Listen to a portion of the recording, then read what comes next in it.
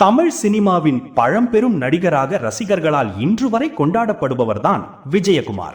பல தசாப்தங்களாக திரையுலகில் தனது தனித்துவமான நடிப்பால் ரசிகர்களின் மனதில் இடம் பிடித்தவர்.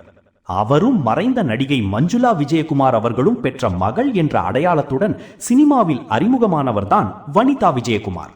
குறிப்பாக சந்திரலேகா திரைப்படத்தில் விஜய்க்கு ஜோடியாக நடித்ததன் மூலம் அவர் கவனம் பெற்றார். அதன் பிறகு சில படங்களில் நாயகியாக நடித்த அவர் பின்னர் திருமணம் செய்து கொண்டு சினிமாவில் இருந்து ஓரளவு விலகி வாழ்ந்தார். ஆனால் நீண்ட இடைவேளைக்கு பிறகு பிக் பாஸ் தமிழ் நிகழ்ச்சியில் கலந்து கொண்டதன் மூலம் மீண்டும் மக்கள் மத்தியில் பெரும் பேசுபொருளாக மாறினார். இந்த நிலையில் தற்போது வனிதா குறித்து அல்ல, அவரது மகள் குறித்து ஒரு புதிய மற்றும் சுவாரஸ்யமான தகவல் வெளியாகியுள்ளது. வனிதாவின் மகள் ஜோவிகா விஜயகுமார் தற்போது நாயகியாக சினிமாவில் அறிமுகமாக உள்ளாராம். அதிலும் முக்கியமாக தெலுங்கு திரையுலகின் பிரபல இயக்குனர் MS ராஜு இயக்கும் திரைப்படத்தில் அவர் ஹீரோயினாக கமிட் ஆகியிருக்கிறார். இந்த படத்தின் முதல் போஸ்டரை ஜோவிகா தானே வெளியிட்டு தனது மகிழ்ச்சியை ரசிகர்களுடன் பகிர்ந்துள்ளார்.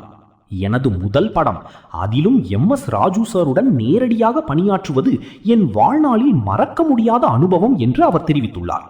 இதன் மூலம் விஜயகுமார் குடும்பத்தின் அடுத்த தலைமுறையும் சினிமாவில் தனது பயணத்தை தொடங்கியிருப்பது ரசிகர்களுக்கு பெரும் உற்சாகத்தை ஏற்படுத்தியுள்ளது.